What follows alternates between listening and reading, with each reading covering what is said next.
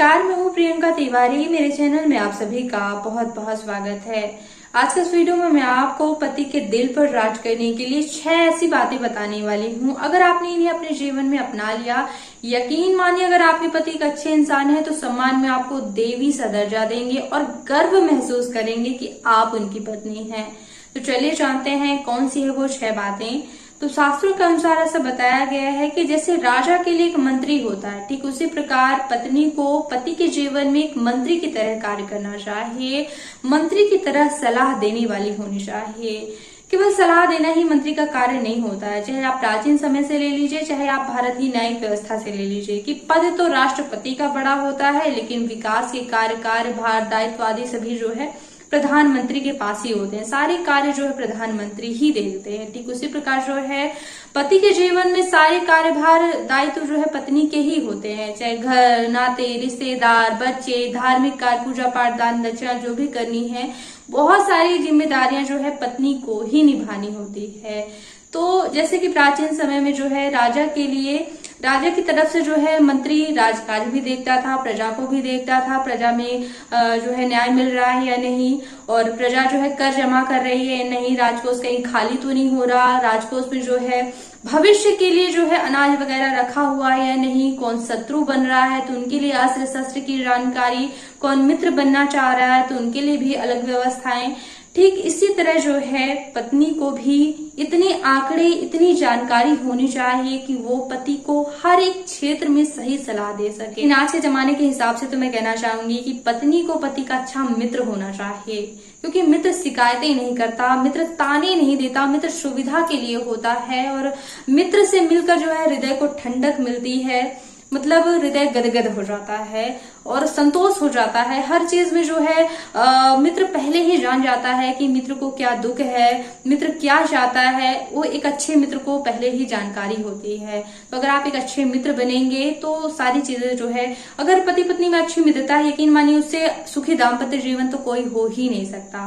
एक अच्छा मित्र बनने के लिए पत्नियों को सबसे पहले पतियों की रुचि जाननी होगी कि उनको रुचि किस चीज में है। जैसे कि अगर पति को क्रिकेट देखने में रुचि है तो वो जब भी मित्रों के साथ बैठते होंगे तो क्रिकेटरों की ही बातें होती होंगी। ठीक उसी प्रकार जैसे कि वो मित्रों से क्या अपेक्षा रखते हैं, कैसा व्यवहार करते हैं, ठीक उसी प्रकार जो है आपका भी स्वभाव होना चाहिए।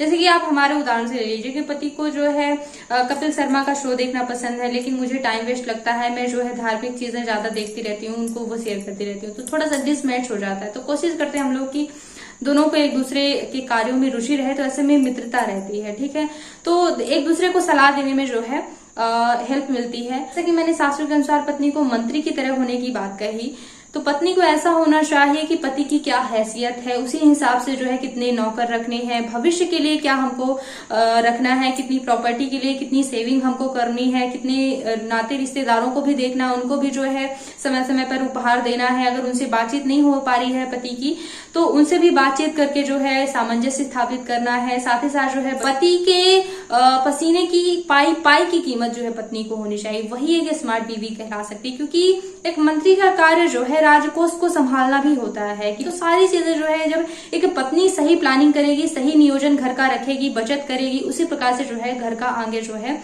व्यवस्थाएं चलती हैं। और एक चीज सबसे महत्वपूर्ण कहना चाहूंगी कि पत्नी केवल इस लोक की ही साथी नहीं होती है, पत्नी जो है परलोक भी सुधार देती है। ऐसा माना जाता है शास्त्रों के अनुसार जो है कि पत्नी अगर चाहे तो पति को भवसागर से पार करवा सकती है। इसलिए कितना दान दक्षिणा, पूजा पाठ में खर्चा करना है, कहाँ पे क्या करना है, सारी व्यवस्थाएं आपको ऐसी देखनी चाहिए कि सामंजस्य तालमेल बना रहे और आपका जीवन सुखमय रहे। चलिए अब अगले विषय की बात करते हैं। तो शास्त्रों के अनुसार पत्नी को रूप में लक्ष्मी की तरह होना चाहिए, लक्ष्मी की तरह साज श्रृंगार सुहाग की सामग्री धारण किए रहना चाहिए। कभी भी बिना कंघी किए, बिना साज श्रृंगार किए पति के सामने नहीं जाना चाहिए, क्योंकि देखिए सौभाग्यवती स्त्रियां वैसे भी लक्ष्मी का रूप मानी जाती हैं, शुभ शकुन मानी जाती हैं। अगर सामने से आ गई तो ऐसा माना जाता है कि देखने वाले व्यक्ति का कार्य पूरा हो जाएगा, है ना, शुभ संयोग, शुभ शकुन मानी जाती है। तो कभी भी बिना सुहाग की सामग्री धारण किए नहीं रहना चाहिए। और आप ऐसा सोच सकती हैं कि जब घर में ही इतना आकर्षण रहेगा, घर में ही जो है इतना सौंदर्य रहेगा, तो सामने वाले व्यक्ति का किसी दूसरे की तरफ निहारने का मन ही नहीं करेगा। तो इसलिए हमेशा जो है अपने आप को इस तरह से निखार के रखना चाहिए। अपने स्वास्थ्य पर सबसे ज्यादा भी ध्यान देना चाहिए, क्योंकि देखिए आंखों के नीचे डार्क सर्कल नहीं होना चाहिए, झुर्रियां छाई ये भी ना हो। इसलिए जो है भोजन में पोषक तत्वों को शामिल करना चाहिए। आपका सिर दर्द कर रहा है, एनीमिया यानी कि खून की कमी वगैरह से जो है पिंपल्स वगैरह हो जाते हैं, तो स्वास्थ्य का भी ध्यान रखना चाहिए ताकि चेहरे पे नूर रहे, तेज रहे, और पति के सामने जो है आप श्रृंगार करके जाएंगी तो आप में जो है उनका आकर्षण बना रहे, ऐसा कोशिश आपको करना चाहिए। इसी के साथ ही चलिए अगले विषय के बारे में बात करते हैं। तो शास्त्रों के अनुसार ऐसा बताया गया है कि शयनेषु रंभा, यानी कि एक पत्नी को शयन के समय रंभा की तरह व्यवहार करना चाहिए, रंभा की तरह होना चाहिए। रंभा जो है एक अप्सरा है, इंद्र की अप्सरा मानी जाती है। तो मुझे नहीं लगता कि इस विषय पे ज्यादा बताने की जरूरत है। यहाँ पे मैं जो है बेड टाइम की बात कर रही हूँ, रोमांस भी एक चीज होती है, तो फिजिकल रिलेशनशिप की जो है मैं बात कर रही हूँ। तो कोशिश करनी चाहिए कि पति को हर तरह से जो है खुश रखा जाए, उन्हें संतुष्ट रखा जाए। तो एज पॉसिबल एज आप जो भी कुछ कर सकें पति को संतुष्ट रखने के लिए, उनकी जो भी इच्छा है वो सारी कोशिशें जो है करनी चाहिए। बाकी आगे आप सभी समझदार हैं। अगले विषय की बात करें तो शास्त्रों के अनुसार ऐसा बताया गया है कि कार्येषु दासी, यानी कि पत्नी को पति के कार्यों के लिए दासी की तरह होना चाहिए। घर में कितने भी नौकर चाकर हो, पति के कार्यों को अपने हाथों से करना चाहिए। द्रौपदी इतनी बड़ी महारानी थी, लेकिन 5 पति भी थे, लेकिन पति के कार्यों को अपने हाथों से करती थी। इसीलिए अगर भले ही ज्वाइंट फैमिली है, कोई और भोजन बना रहा है या फिर नौकर चाकर है, अपने हाथों से पति को भोजन परोसना चाहिए, क्योंकि भोजन परोसने वाले से तो वैसे भी भावनाएं जुड़ जाती हैं। भोजन जरूर परोसना चाहिए। और साथ साथ जैसे कि पति के कई अन्य कार्य भी होते हैं, कपड़े धुलना, इस्त्री करना, और सारी चीजें आप व्यवस्थित उनके अगर रखते हैं तो वो बहुत खुश होते हैं, जैसे कि टाई, बेल्ट, जूते, मोजे वगैरह। और साथ ही साथ जो है जब भी पति कहीं बाहर जाते हैं तो उनकी अगर आप पैकिंग करें, पैकिंग में कोई चीज अगर नहीं भूलती है तो वहां पे जाके जो प्रसन्नता होती है, सारी चीजें एक जगह पे मिल जाएं तो खुशी का ठिकाना नहीं रहता। तो ऐसी पत्नी पर कौन गर्व नहीं करेगा जिसको जो है सारे सुख घर पर ही मिल जाए। इसी के साथ ही अगले विषय की बात की जाए तो शास्त्रों के अनुसार ऐसा बताया गया है कि क्षमा में एक पत्नी को धरित्री यानी कि धरती के समान होना चाहिए। धरती माता कितनी सहनशील होती है, उन पर पैर रखे जाते हैं, हल चलाए जाते हैं, लेकिन फिर भी उनमें कितनी क्षमाशीलता होती है। ठीक उसी प्रकार एक पत्नी को क्षमाशील होना चाहिए। देखिए पुरुषों में और स्त्रियों में बड़ा अंतर होता है, त्वचा में भी अंतर होता है। स्त्रियां कोमल होती हैं शरीर से, मतलब एकदम त्वचा कोमल मुलायम होती है, लेकिन पुरुषों की थोड़ा सा कठोर होती है ना। ठीक उसी प्रकार जो है पुरुषों में ज्यादा क्रोध होता है, ज्यादा उत्तेजना होती है, ज्यादा तेज होता है, और महिलाएं जो है सहनशील होती हैं। और महिलाएं जो है गृहस्थ जीवन की आधार भी कही गई हैं, इसलिए अगर वो नहीं सहेंगी तो जो है घर बिगड़ जाते हैं। तो कोशिश की जाए कि अगर सामने वाले को क्रोध आ रहा है तो उस समय या तो आप वहां से निकल लें, या फिर धीमी धीमी बात करें, या फिर शांत रहें। और अगर आपकी गलती भी है तो एक इनोसेंट सा अगर आप चेहरा बना लेंगे तो थोड़ी देर सामने वाला व्यक्ति चिल्लाएगा, इसके बाद जो है वो अपने आप शांत हो जाएगा। और क्रोध में कभी भी सवा शेर बनने की कोशिश ना करें कि सामने वाला शेर बन रहा है तो हम सवा शेर बने, क्योंकि जब भी लोग क्रोध में होते हैं तो वो दिमाग से बात करते ही नहीं है। तो जब किसी के पास दिमाग नहीं है तो आप कुछ बताएंगे तो उसको पल्ले नहीं पड़ेगा। तो जब व्यक्ति ठंडा हो जाए, एकदम शांत हो जाए, तब जो है आप रूठ लें, नखरे दिखा लें। लेकिन जब वो क्रोध में हो तब जो है आप उनसे ज्यादा बातचीत करने की या फिर ज्यादा बहस करने की कोशिश ना करें। एक शांत चित्त व्यक्ति को ही समझाया जा सकता है, परिस्थितियां बताई जा सकती है। तो जब भी क्रोध आए तो वहां से कोशिश करेंगे निकल लें, और जब शांत हो तब आप जो है उनको अच्छी तरह से चीजें समझा सकती हैं। अब अगले विषय की बात की जाए तो शास्त्रों के अनुसार ऐसा बताया गया है कि भोजन में एक पत्नी को माता के समान होना चाहिए। जैसे कि एक माता अपने बच्चों को कितने प्रेम से भोजन परोसती हैं। न केवल भोजन स्वादिष्ट हो बल्कि स्वास्थ्यवर्धक हो, बच्चों के लिए पूर्ण पोषण वाला हो, ऐसा भोजन वो तैयार करती हैं, और बच्चों को संतोष लग जाए ऐसा वो परोसती हैं। ठीक उसी प्रकार उतने प्रेम भाव से जो है एक पत्नी को अपने पति को भोजन परोसना चाहिए। आज के जमाने में एक माइंडेड और स्मार्ट बीवी यह भी ध्यान रखे कि भोजन न केवल स्वादिष्ट हो बल्कि स्वास्थ्यवर्धक भी होना चाहिए।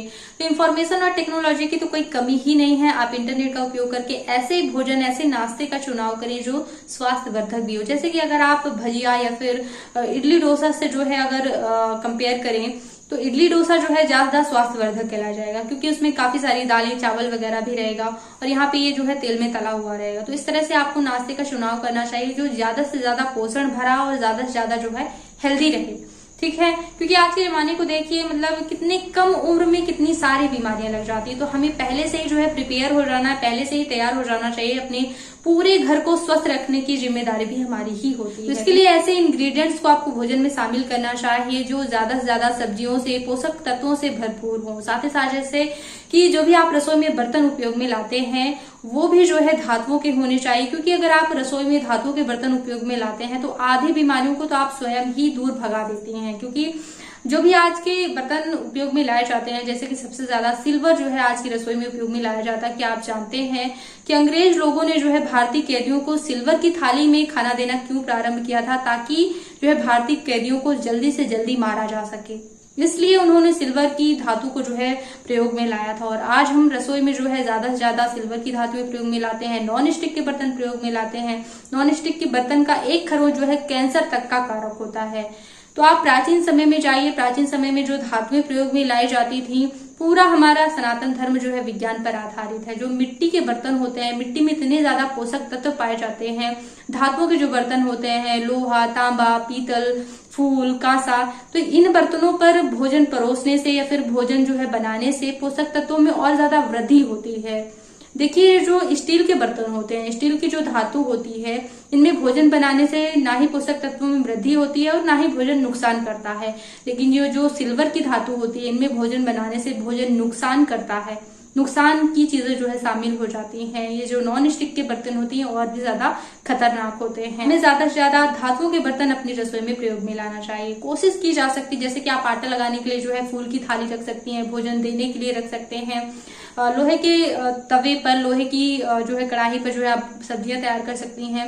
और कोशिश अगर की जाए कि मिट्टी में वापस आया जाए, क्योंकि मिट्टी में जो पोषक तत्व होते हैं, मिट्टी के घड़े में पानी पिया जाए या फिर मिट्टी के कप आप ले सकते हैं चाय या फिर दूध पीने के लिए। बहुत ज्यादा मिट्टी में तो भोजन की जो भी पोषक तत्व होते हैं उनमें और वृद्धि होती है, मिट्टी और भी ज्यादा फायदा करती है। मिट्टी के बर्तनों को अगर प्रयोग में लाया जाए तो सोने पे सुहागा। इससे आप अपने बच्चों को, अपने पतियों को जो है और भी ज्यादा स्वस्थ रख सकती हैं, बीमारियों को दूर भगा सकते हैं। ये भी तो आप ही का दायित्व है। इसी तरह से आप इन 6 बातों का ध्यान रख के जो है एक अच्छी पत्नी, पतिव्रता पत्नी बन सकती हैं।